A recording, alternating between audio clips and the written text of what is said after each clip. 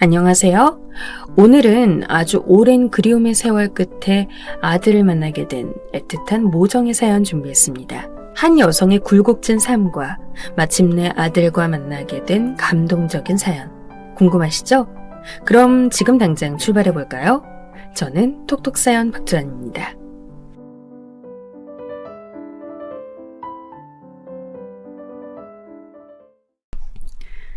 저는 가난한 집 딸로 태어났습니다. 저의 어린 시절은 먹을 것이 없어 맨밥과 간장으로 끼니를 때우던 기억과 열심히 품삯을 받아 저를 건사하시던 부모님의 한숨으로 줄여 말할 수 있을 것 같네요. 윗대부터 내려오던 빚이 많았기에 아무리 부모님이 쉬지 않고 일해도 집안 형편은 나아지지 않았습니다. 그리고 다행인지 불행인지 전 제법 공부를 잘했어요. 그래서 없는 형편이었지만 고등학교까지 학업을 마쳤죠. 다른 친구들이 대학 갈 준비할 때 저는 감히 대학은 꿈도 못 꾸고 집안일을 도우면서 취직 자리를 알아봤습니다. 그러다가 남편을 만나게 되었죠. 남편은 대학을 다니다가 친구들과 함께 제가 사는 도시의 바닷가로 놀러왔어요. 저는 친구들과 바닷가에서 밥 먹고 있다가 남편의 친구들이 같이 합석하자는 말에 합석하게 되었고 그렇게 우리는 연락하고 지내는 오빠 동생 사이가 되었죠. 처음에는 그냥 몇 번 연락하고 말겠지 했는데 오빠는 제 외모가 자기 스타일이라며 계속 저에게 연락하고 오빠가 살던 지역과 제가 살던 지역 중간에서 만나거나 절 만나러 계속 제가 있는 곳으로 찾아왔어요. 데이트 몇 번만 하자고 계속 매달리는 통에 저는 몇 번 만나보자 하다가 그만 오빠와 정이 깊어져 버렸죠. 그런데 알고 보니 오빠의 집안은 대단히 부유했습니다. 지역에서 꽤 유명한 큰 약국을 부친이 운영하시고 오빠가 약대를 가지 않고 경영학과를 갔기에 약사 며느리를 원하는 집안이었죠. 저는 오빠와 헤어지고 싶지 않았지만 그런 집안 이야기 들을 때마다 가난한 우리 집 형편과 대학은커녕 고등학교만 겨우 졸업한 제 처지가 안쓰러웠어요. 그리고 이러다 헤어지겠구나 생각을 했죠. 오빠는 생각이 달랐어요. 이대로 헤어질 수 없다고 집안에서 정해주는 약사와 결혼하고 싶지 않다고 했죠. 그래서 저에게 그냥 유명한 살인 여대를 장학금 받고 다닌 것으로 하면 안 되겠냐고 먼저 저를 설득했습니다. 여대를 졸업했다고 거짓말하고 결혼하자는 것이었죠. 그것만 말을 맞추면 나머지는 다 오빠 본인이 설득해서 결혼할 수 있게 하겠다고 가난한 우리 집 형편 같은 것도 다 괜찮다고 하면서 말이죠. 저는 망설였습니다. 아무리 남자친구가 좋아도 결혼하기 위해서 이렇게 거짓말까지 하면서 결혼한다는 것 자체가 마음에 걸렸죠. 나오지도 않은 대학을 나왔다고 하라니. 그렇게까지 해서 결혼을 해야 하나 하는 회의감이 들었어요. 그러나 마음 한켠에서는 욕심도 생겼어요. 어떻게든 결혼해서 내가 좋은 며느리, 좋은 아내가 되기 위해 노력한다면 내가 대학 거짓말한 것도 다 극복할 수 있지 않을까. 그렇다고 내가 이 거짓말을 통해 무슨 금전적인 이득을 얻으려는 것도 아닌데 싶었습니다. 사실 이대로 오빠와 헤어지고 작은 회사 격리일이라도 보다가 조건을 맞춰 시집가면 제 인생은 뻔했으니까요. 평생 힘들게 살아도 가난해서 벗어나지 못할 것 같았습니다. 그렇게 저는 조금 더 나은 삶을 꿈꾸며 학력을 속이고 오빠와 결혼하게 되었어요. 그 과정에서 많은 반대가 있었지만 결국 오빠가 부모님을 이기고 저와 결혼을 했죠. 처음에는 시부모님이 많이 화가 나셔서 우리의 얼굴을 보려고도 안 하시고 지원도 해주지 않았어요. 그래서 오빠의 월급으로 작은 다세대 주택에 신혼집을 마련했죠. 저는 그 어떤 것도 다 괜찮았습니다. 그저 오빠가 절 선택해 주었다는 그 사실과 결혼하자마자 뱃속에 들어선 제 아기가 있다는 것만으로 행복했습니다. 부모님의 노여움은 손주를 안겨드리고 또 오랜 세월 좋은 모습 보여주면 서서히 해결될 거라 믿었죠. 오직 저의 하나뿐인 기쁨은 10달을 채우고 태어난 제 아들뿐이었어요.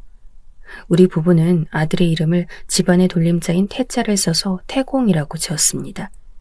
이름 짓는 장명소에 갔더니 적당한 뒷글자로 평범한 글자는 어울리지 않고 비명 행사한다기에 어쩔 수 없이 특이한 이름을 짓게 됐죠.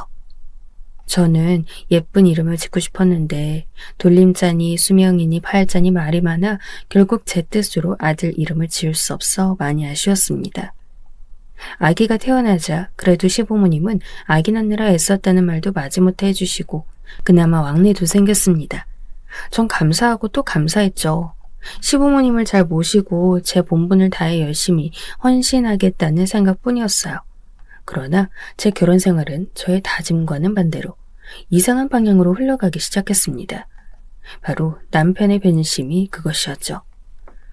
남편은 아기 키우느라 정신없고 항상 지쳐있는 저에게 어느 순간 관심이 없어진 듯 했어요. 부부 사이가 많이 소원해지기 시작하면서 아기가 돌즈음부터인가 우리 부부는 각방을 쓰기 시작했고 남편은 저와 아기 모두에게 관심을 보이지 않고 밤늦게 들어오고 아침 일찍 나가기 일쑤였죠. 저에게 당신과 꼭 결혼하고 싶다던 그 남자와 완전 다른 사람처럼 대면대면하게 구는 남편 때문에 전 소가리를 했습니다. 처음에는 그저 내가 너무 육아에 몰두하다 보니 남편을 신경 못 써서 그런 줄 알고 내가 더 잘하면 되겠지 생각했는데 제가 남편이 좋아하던 갈비찜을 오랜만에 솜씨발휘에 차려놓은 금요일 저녁 우리는 결혼 생활 이후 처음으로 크게 싸우게 되었습니다. 나왔어. 여보, 내가 여보 좋아하는 갈비찜 해뒀어. 요즘 제가 좀 신경을 못 써서 죄송해요. 아, 그래? 갈비찜? 저녁 먹고 왔는데. 전 그러면 한 그릇 줘봐. 여기, 어서 드셔봐요. 짜. 이걸 음식이라고 한 거야? 집에서 놀면서 제대로 하는 게 뭐야 대체? 당신, 방금 그걸 힘들게 만든 건데 무슨 말을 그렇게 해요? 애기 키우는 게 쉬워 보여요? 그럼, 나가서 돈 벌어오는 것보다 어려워? 그렇게 애 키우는 게 힘들면 사람 쓰고 당신이 나가서 돈 벌어오든가. 에이, 애초에 얼굴만 보고 결혼하는 게 아니었는데. 친구들 와이프들은 다 능력 있어 나가서 맞벌이 한다는데 나는 언제까지 혼자 다 짊어져야 하는 거야? 전 기가 막히고 코가 막혔죠. 그렇게 결혼하자고 나밖에 없다 하더니 이제 와서 돈벌이 잘하는 와이프가 갖고 싶다니. 제가 아무 말 못하고 눈물을 흘리자 남편은 제 꼴이 보기 싫다며 박차고 밖으로 나갔어요. 그리고 그 후로 3일간 집에 들어오지 않았죠. 저는 집에서 아기와 함께 3일을 보내면서 왜 우리 부부 사이가 이렇게 되었을까 생각하고 또 생각해 보았습니다. 그런데 아무리 생각해도 뭐가 문제인지 잘 알 수가 없었죠. 저는 임신했고 결혼하고는 아기 키웠는데 제 온 정성을 다한 것 말고는 아무것도 실수나 잘못한 적이 없었거든요. 그런 생각들을 하자 한없이 우울해졌어요. 결국은 난 지금 아무 능력도 없이 남편의 인정만 바라보고 살고 있는 것 같은 생각이 들면서 제 자신이 한심해졌거든요. 그래서 저는 아이가 3돌이 지난 후부터 뭔가 제가 할 수 있는 소일거리를 찾기 시작했어요. 마침 친정엄마가 작은 백반 가게를 오픈하게 되어서 저는 식당에서 엄마 일을 돕고 어느 정도 용돈벌이가 될 만한 돈을 받기로 했습니다. 주로 점심 배달 손님이 많아서 가게에는 오토바이로 배달을 해주는 동네 청년이 한 명 있었어요. 친정아빠는 너무 나이도 많고 오토바이 타고 배달하는 것을 자신 없어 하셨거든요. 가끔 엄마가 머리에 쟁반을 이고 배달 가시기도 했는데 저는 주로 카운터를 보고 홀을 관리했습니다. 바쁠 땐 주방으로 들어가 일을 거들기도 하고요. 하루 5시간 정도를 그 가게에 나가면서 전 조금씩 다시 활력을 찾을 수 있었죠. 비록 용돈밖에 안 될 작은 돈이었지만 제가 아예 아기만 돌보고 있을 때보다 남편 불평도 줄었고요. 몇십만 원도 돈이라고 그거 번다고 대우를 다르게 하는 남편 모습이 꼴보기 싫고 얄미웠지만 별다른 능력도 없는 저였기에 그냥 참으면서 아기를 키우는 수밖에 없었습니다. 사실 저는 우리가 벌 수 있는 돈은 한계가 있는데 그냥 남편이 시부모님께 무릎 꿇고 한번 빌어서 그냥 시댁의 원조를 받으면 되는 일을 너무 어렵게 끌고 있다는 원망도 생겼어요. 생각보다 시부모님은 반대하는 결혼에 대해 용서를 안 해주셨고 전 오랜 기다림에 지쳐갔죠. 좋아서 한 결혼이지만 학력까지 속였던 만큼 저는 시댁에 대한 기대 역시 마음 한구석엔 있었던 거죠. 그런 생각들로 마음이 괴롭고 답답할 때 서글서글한 가게 총각과 수다를 떨면 마음이 편해지곤 했습니다. 그 총각은 나이도 제 또래였고 굉장히 유머러스하고 또 눈치가 빨라 저를 항상 웃겨주었어요. 어느새 우리는 일상을 함께하는 친구가 되었죠. 매일 우거지상을 하고 제 탓을 하는 말만 늘어놓는 남편보다 제 기분을 훨씬 좋게 해주는 사람이었기에 저는 호감을 갖고 있었습니다. 물론 그 호감이라는 것이 남녀 간의 호감은 절대 아니었죠. 그럴 만한 일도 없었고요. 그런데 상황은 점점 이상하게 흘러갔어요. 제가 가게에서 일하고 있던 어느 날 남편이 가게 앞으로 찾아온 거예요. 시간은 오후 1시쯤 한참 가게가 바쁠 시간이었죠. 남편은 다짜고짜 제 팔을 끌고 저를 집으로 데려가려 하는 것이었어요. 여보, 왜 이래? 갑자기 와서. 나 4시까지 일해야 해요.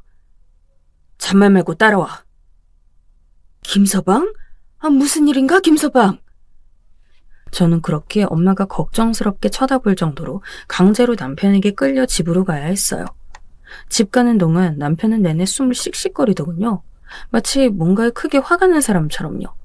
전 영문을 알 수가 없었어요. 애기만 키운다고 구박하길래 용돈벌이라도 하려고 친정 가게를 돕는 건데 또 화를 내면서 다짜고짜 저를 끌고 오다뇨. 집에 도착하자 남편은 거칠게 제 팔을 놓고선 저를 밀치듯이 소파에 앉혔습니다. 그리고 묻더군요. 당신 바람표? 아까 그 오토바이 타고 있던 새끼 아니야? 뭐라고요? 당신 그게 지금 무슨 말도 안 되는 소리야? 다 본 사람들 눈이 있으니까 솔직하게 말해. 거짓말하다 걸리면 더 재미없을 줄 알라고. 도대체 누가 뭘 봤다는 거예요? 네가 바람을 핀다고 하던데? 그 가게에서 배달하는 인간하고? 뭐라고요? 저는 너무 황당하고 어이가 없었어요. 바람이라뇨. 그저 열심히 친정일 도와주고 제 용돈벌이 한 것뿐인데. 아니에요. 오해예요. 무슨 바람은? 글쎄, 둘이 다정하게 이야기하고 어깨동무하고 지나가는 걸 본 사람이 있다고. 제가 아무리 아니라고 해도 남편은 막무가내였어요.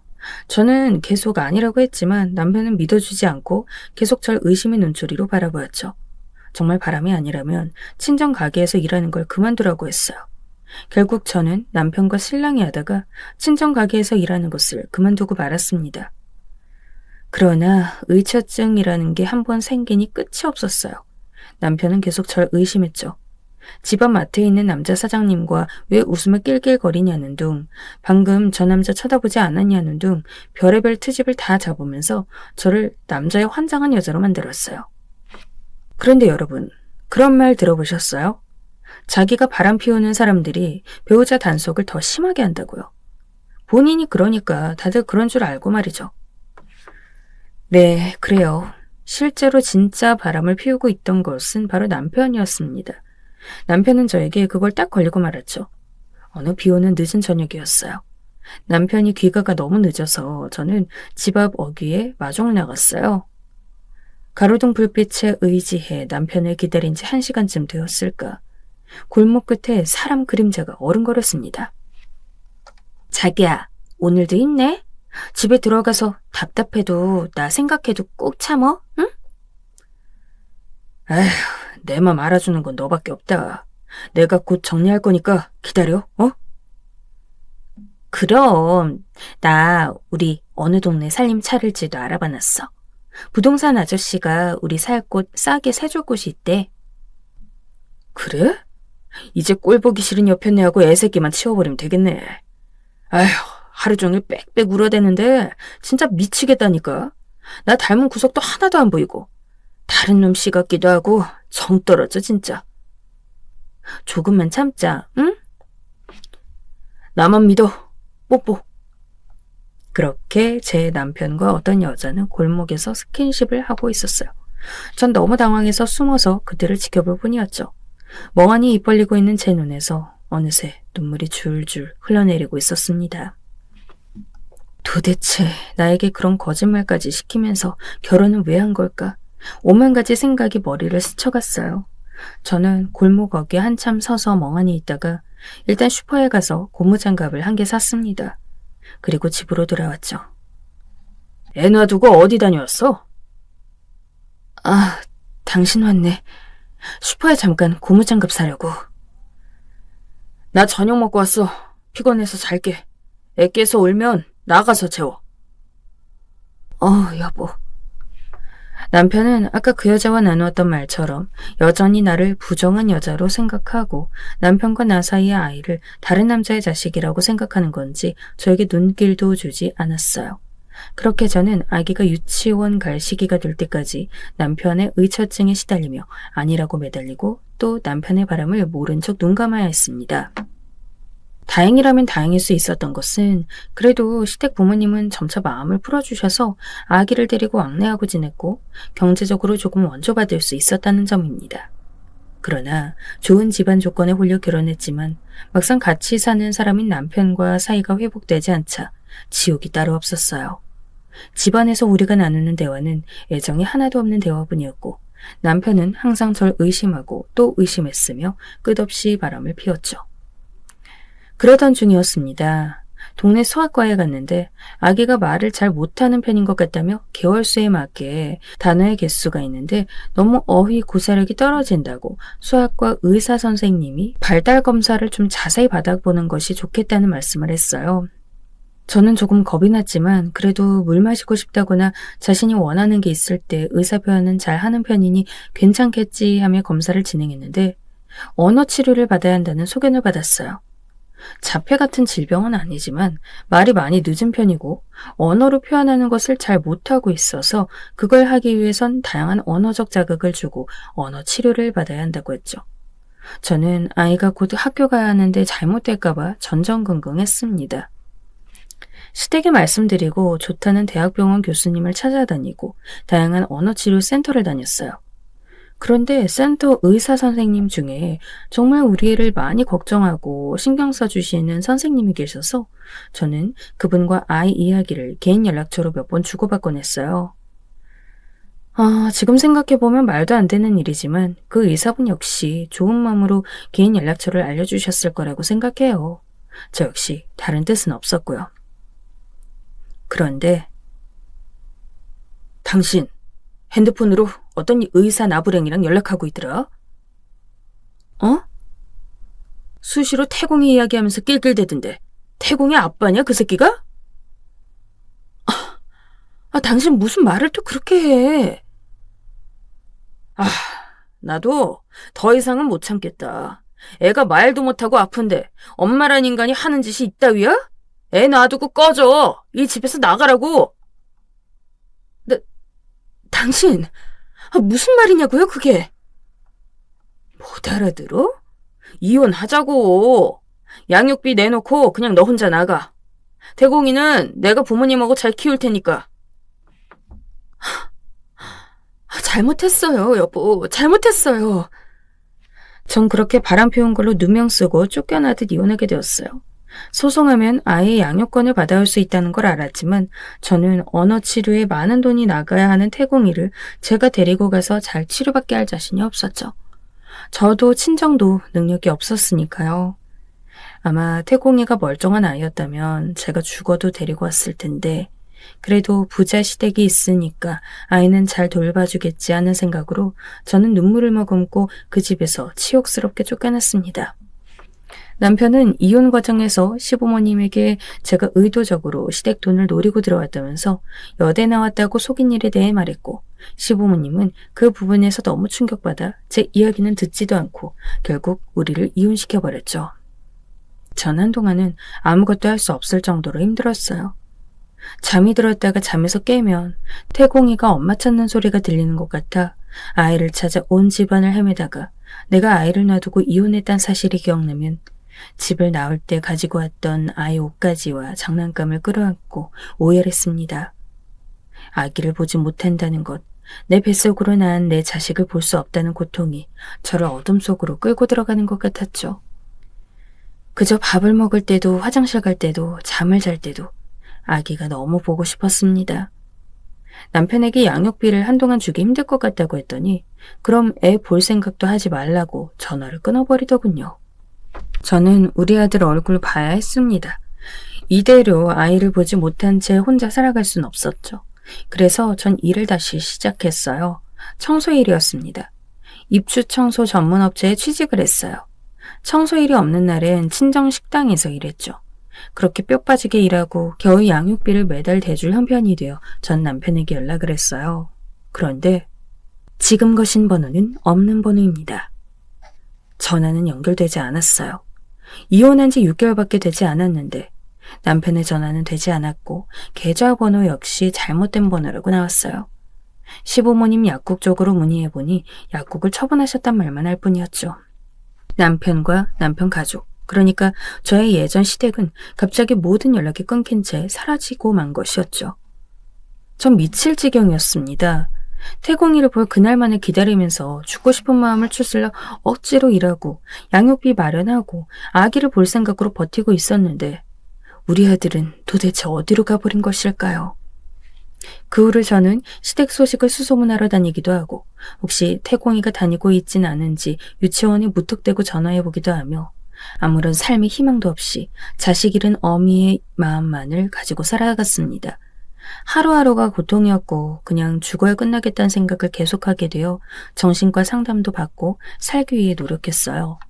너무 힘들 때는 천장 고리에 목을 매달 줄을 걸어보기도 했고 수면제를 모아보기도 했는데 언젠가 태공이가 저에게 했던 말이 기억나서 차마 죽을 수가 없었습니다. 태공이가 유치원 다니고 있을 때 저에게 그랬어요. 엄마 좋아. 엄마 좋아. 태공아, 오늘도 유치원에서 즐겁게 놀고 와. 엄마가 태공이 감기 안 걸리고 안 아프게 지켜줄게. 나도 어른 지켜줄 거야. 엄마. 태공이는 말에 서툴렀지만 나중에 어른 되면 절 지켜주겠다며 저에게 새끼손가락 걸자고 내밀었어요. 우리 아들은 그렇게 예쁘고 사랑스러운 아이였어요. 저는 그 기억만으로 살아갈 의지를 다졌습니다.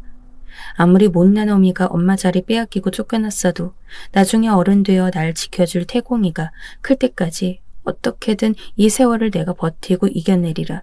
그래서 반드시 아들을 만나고 말이라 수없이 다짐했습니다. 그렇게 10년이 훨씬 넘는 모진 세월이 흘렀습니다. 매일 아들의 얼굴을 보고 그리워하고 눈물을 흘렸지만 정작 저는 학교를 다니게 된 아들의 모습은 어떤지, 학창시절에 어떤 친구를 사귀었는지, 또 아빠와 살면서 어떻게 지내고 있는지 아무것도 알 수가 없었어요.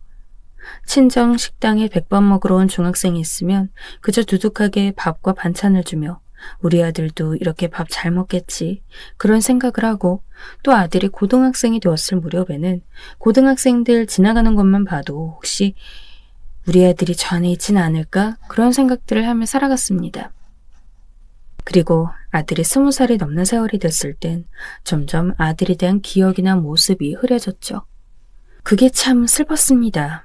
아침마다 일어나서 아직도 유치원생인 채로 있는 우리 아들의 모습을 보는데 이 아이를 직접 내가 안아본 적 있는지, 혹시 내가 상상으로 만들어낸 존재는 아닌지, 어떻게 아이 아빠란 인간은 그렇게 자취를 감추고 아예 연락되질 않는지, 희미해져가고 낡아가는 아들의 사진이 너무 마음 아프고 그 사진마저 사라져버리면 나의 모든 삶의 희망이 바스라져 버릴 것 같은 생각에 너무나 고통스럽고 힘들었습니다.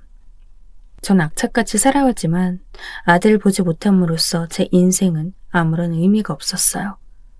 친정은 식당 하다가 장사를 정리하신다 했고 저는 친정 자리에 부동산을 하면 좋겠다는 이야기를 듣고 엄마가 장사를 정리하기 전에 부동산 자격증을 따기 위해 공부했습니다.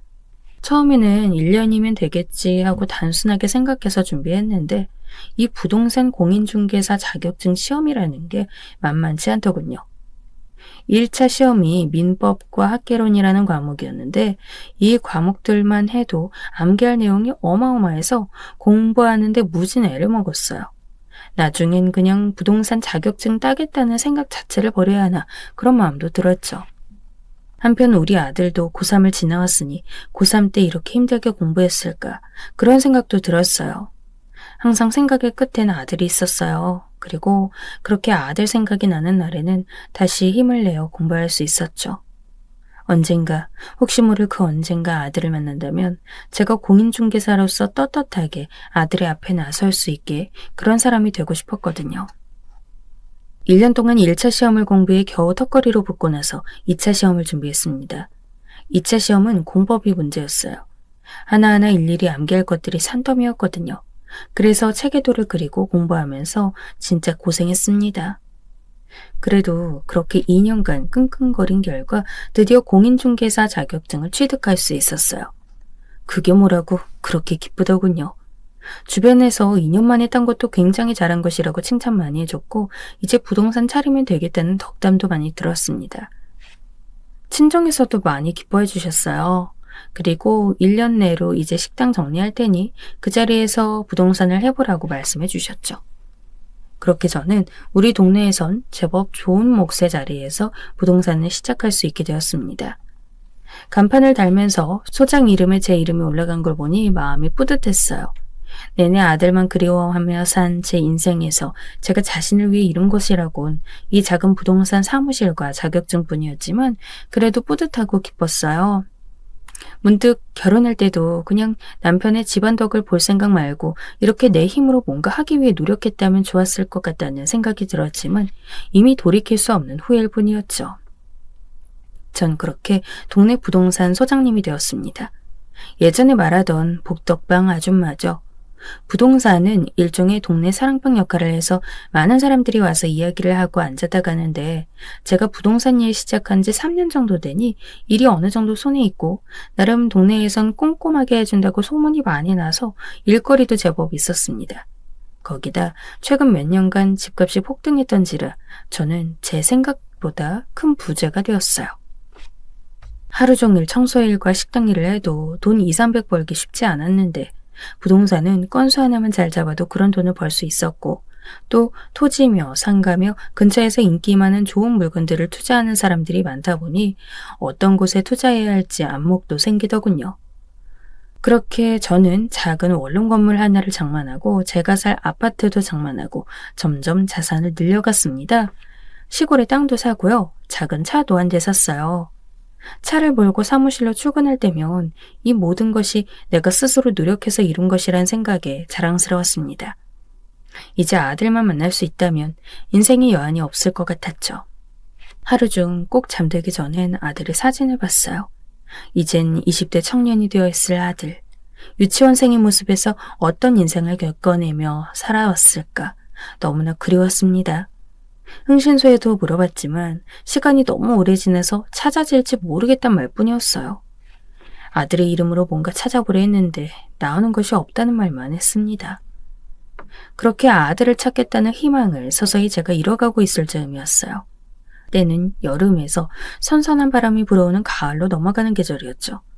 항상 이 계절이 되면 전 우리 아들과 함께 동네 공원에 가서 달리기 하고 선선한 공기를 즐기며 놀았었는데 역시 또 생각의 끝에 아들이 있었어요. 그 아이를 생각하면 눈물이 마르지 않는 샘처럼 솟아올라 저는 휴지로 또 눈가를 찍어내었죠. 그때였습니다. 안녕하세요. 부드러운 목소리로 인사를 하면서 웬 젊은이가 한 명 들어왔어요. 네, 안녕하세요. 집 보시게요? 네, 이 근처에 취직을 하게 되었는데 적당한 집이 없을까 해서요. 수줍은 듯이 살짝 더듬으며 말하는 젊은이의 행색은 많이 남랬습니다. 옷은 언제 빨았는지 흰티가 꼬질했고 거기다 다림질도 못했는지 구깃했습니다. 거기다 해져서 곧 떨어질 지경이었죠. 아유, 아직 날이 더운데 커피 한잔 하시겠어요? 내가 마침 목이 말라서 커피 한잔 사오려던 참인데 같이 할래요? 아니, 괜찮습니다. 에이, 내가 딱 봐도 엄마 뻘인데 그러지 말고 같이 마셔요. 혼자 마시기 적적해서 그래.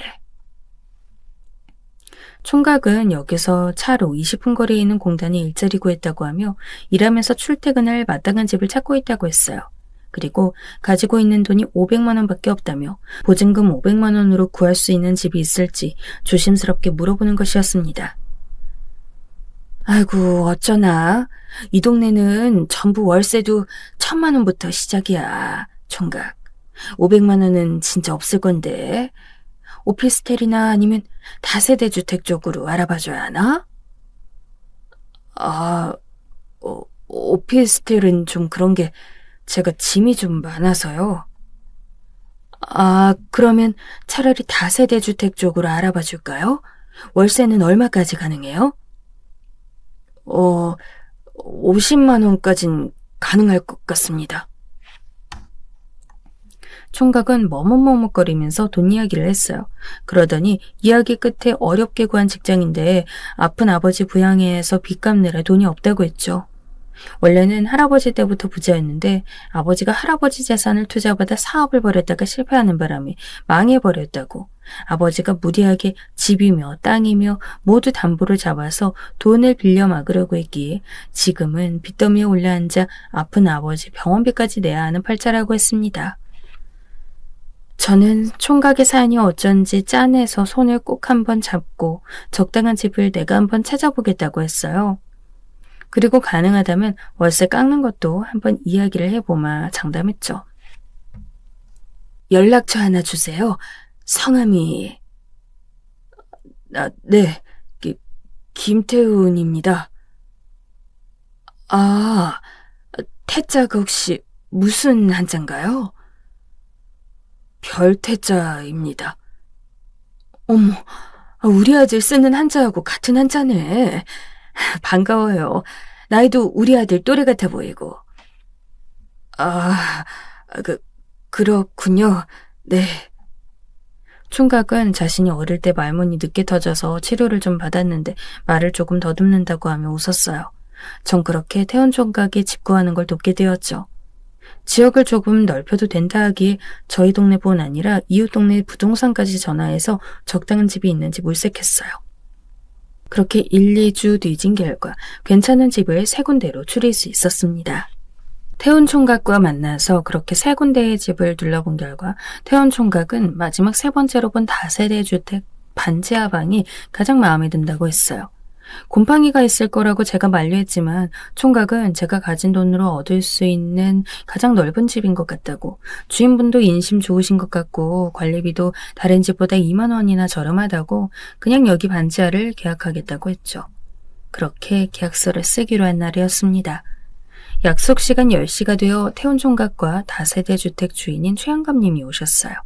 최영감님은 우리 집에 살면서 잘 돼서 나갈 거라고 젊은 청년이 고생 많다면서 칭찬하셨죠. 제가 그렇게 월세 5만 원만 더 깎아달라고 형편 힘든 총각이라 할 땐 안 된다고 하던 구두쇠 영감이 막상 앞에서는 굉장히 인심 좋은 할아버지인 양 굴더군요. 계약하기 위해 각자 신분증 꺼내고 제가 그것을 확인했습니다. 총각은 민증이 어디 있는지 한참 뒤졌다면서 저에게 민증을 주더군요. 그런데 김태훈이란 이름을 가진 그 청년이 저에게 내민 신분증에는 제가 그토록 찾아 헤매던 김태공이란 이름이 있는 게 아니겠어요? 전 너무 놀라 손을 부들부들 떨면서 물었습니다. 태훈 총각, 이거 이름이 김태공이라고? 저 개명했거든요. 개명하기 전 신분증을 실수로 가져왔네요. 어떡하죠? 다시 가지러 가야 할 것 같은데. 개명했다고요? 원래 이름이 그러면 김태공 맞아요? 네? 네, 맞는데 왜 그러시는지. 전 순간 머리가 너무 아프고 충격받아서 비틀거리면서 몸을 소파에 잠시 기댔어요. 그리고 최영감님에게 일단 옛날 신분증 가져와서 계약 오늘 못할 것 같다고, 나도 오늘 몸이 너무 안 좋으니 계약 날짜는 다시 연락드리겠다고 하고 돌려보냈어요. 그리고 의아하게 절 바라보고 있는 태훈 총각에게 말했습니다. 태궁아. 네? 소장님 왜 그러세요? 저 아세요? 태궁아, 너 별태자에 한 가지 공짜를 쓰지? 태궁아, 엄마야. 너 유치원 다닐 때 네 곁을 떠날 수밖에 없던 엄마야. 아가야. 전 눈물을 흘리며 아들을 향해 손을 뻗었어요. 그런데 아들은 가만 서 있더니 제 손을 뿌리치고 그냥 나가더군요. 전 너무 놀라 그만 그 자리에 주저앉아 버렸습니다. 제 아들을 드디어 찾았어요. 제 아들 태공이. 전 그 후로 며칠을 태공이 핸드폰으로 전화를 걸었어요. 아들은 충격이 컸는지 계속 전화를 받지 않았습니다. 전 어쩔 수 없이 최후의 방법을 썼어요. 태공아, 엄마가 너한테 할 말이 참 많아. 엄마를 용서하지 못하겠더라도 한 번은 우리가 만나야 하지 않겠니? 엄마, 사거리 앞에 있는 커피숍에서 기다릴게. 올 때까지 기다릴 거야. 그렇게 문자 보내고 전 3시간을 커피숍에서 아들을 기다렸습니다. 아들은 나타나지 않았어요. 전 속상했지만 그동안 아들의 생사도 모르고 산 세월에 비하면 이 정도 기다리는 것은 아무것도 아니었죠. 전 다음 날도 그 다음 날도 똑같은 문자를 보내고 똑같은 장소에서 아들을 기다렸어요. 아들은 정확히 3일째 되던 날 제 앞에 나타났죠. 이제 와서 저한테 무슨 볼 일이 있으세요? 태공아, 그 이름으로 부르지 마세요. 제 이름은 태훈이로 개명했다고 했잖아요. 그래, 태훈아, 엄마 안 보고 싶었니? 저는 어머니가 가난하고 불쌍하게 쫓겨났다고 생각했어요. 그래서 아버지를 미워했고요. 그런데 이렇게 번듯하게 소장님 소리 들어가면서 잘 살고 계실 줄은 몰랐네요.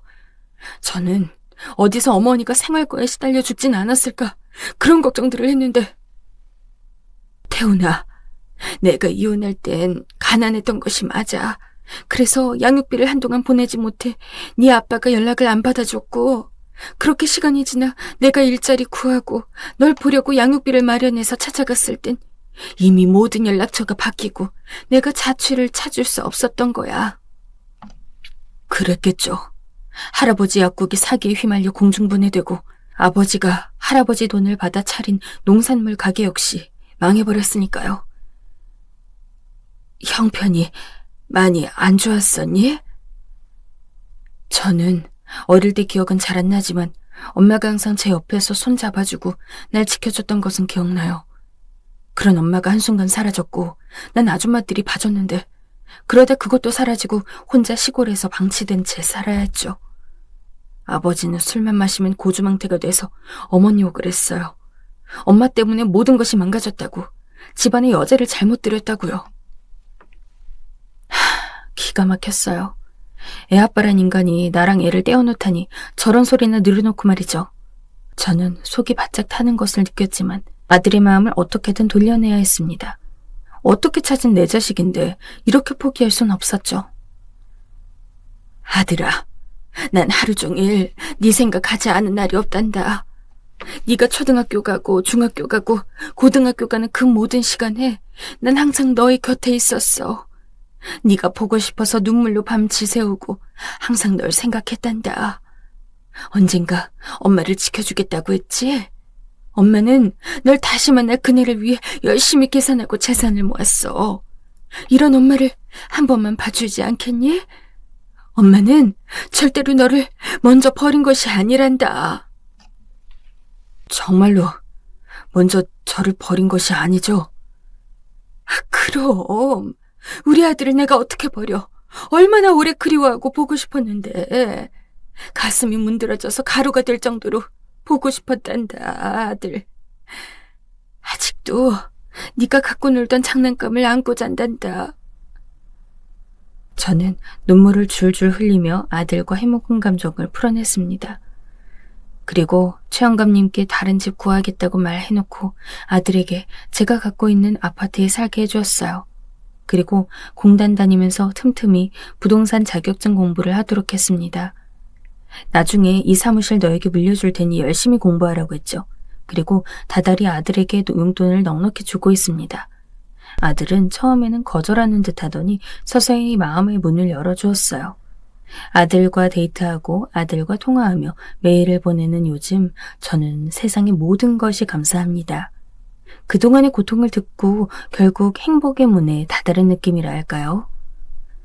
오랜 세월 그리워했던 아들을 극적으로 찾은 저의 이야기 어떠셨나요? 오늘 저의 지난 인생 이야기를 들어주신 모든 분들 항상 행복하시고 건강하세요.